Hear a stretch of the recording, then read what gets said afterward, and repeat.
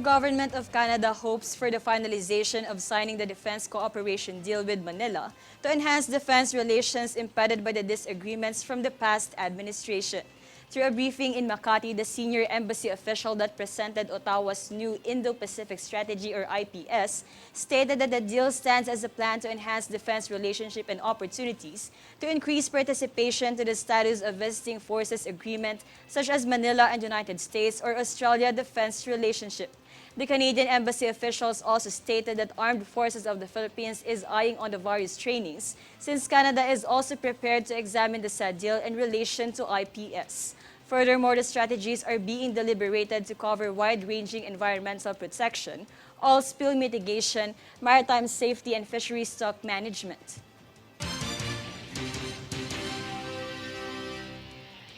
On the other hand, the United States government honored Filipino World War II veterans during the 22nd U.S. Congressional Gold Medal awarding ceremony at Camp Aguinaldo, Quezon City.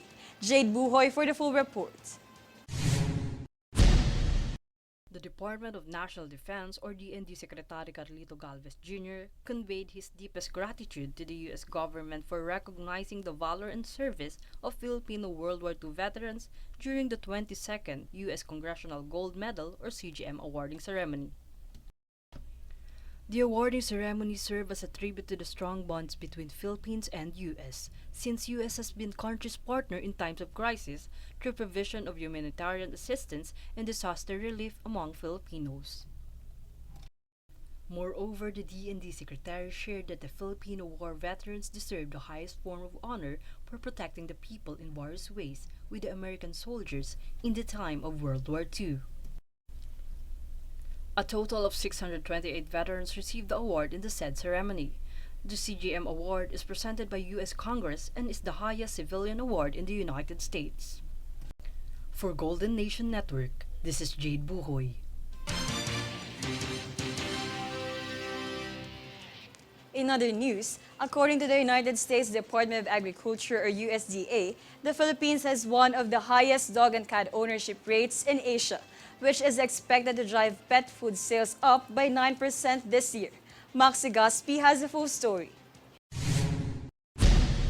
According to the USDA, the Philippines has one of the highest rates of dog and cat ownership in Asia, which is expected to drive pet food sales up by 9% this year. According to the USDA Foreign Agricultural Services latest pet food market brief, pet food sales in the Philippines are expected to increase by 9% this year to $434 million. According to the USDA, pet ownership and pet food sales have increased dramatically over the last 5 years as pets have become more popular household companions, particularly during the pandemic. Based on the report, which cited a 2021 Rakuten survey in Asia, the Philippines ranked first in terms of dog ownership at 67% and second in terms of cat ownership at 43%. The Philippines, which has the highest dog and cat ownership rates in Asia, presents a growing opportunity for U.S. pet food, according to the U.S. agency. For Golden Nation Network, this is Max Legaspi.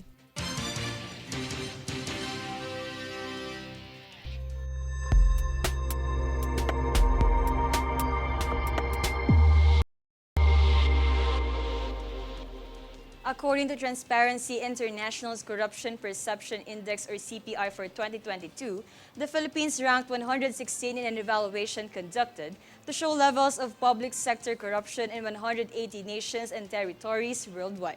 As per the Berlin-based Watchdogs 2021 index, the Transparency International presents variety of levels starting with 0, meaning highly corrupt, and 100 as very clean. Since the inauguration of former President Rodrigo Duterte, the Philippines has experienced a dramatic fall in freedom of association and freedom of expression, making it tougher to speak out about corruption.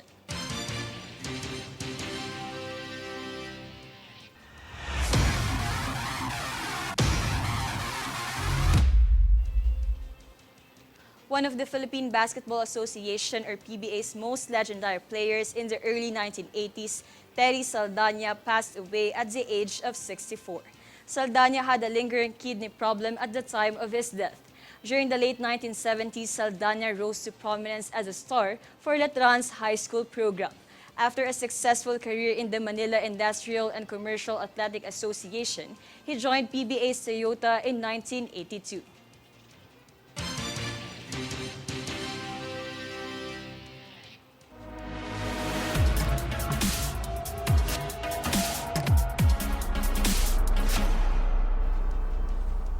Good news for pageant queen aspirants. The Miss Supranational organization confirmed that the age limit of the Miss Supranational pageant has been raised to 32, effective immediately.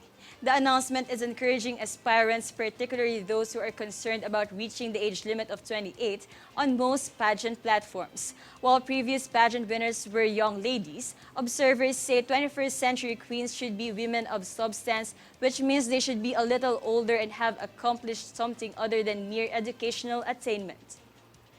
Beginning with the 2023 season, women aged 18 to 32 can compete for the 14th Miss Supranational title.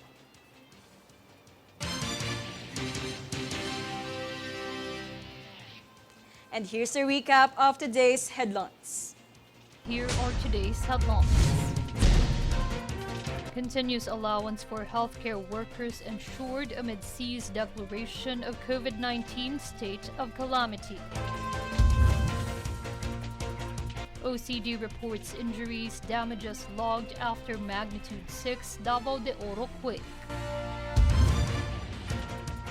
President Marcos Jr. okays creation of Water Office Management under DENR.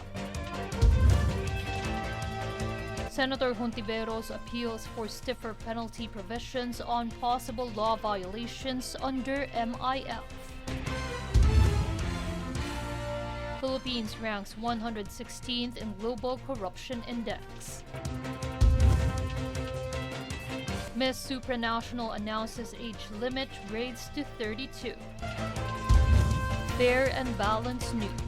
Comprehensive reports that will take you to the heart of the action. This is News Force. And those were the top stories of the day. Stay updated on the day's biggest stories. Get updates on our Facebook page, facebook.com/Golden Nation Network. I am Jasmine Cacho, and this is News Force.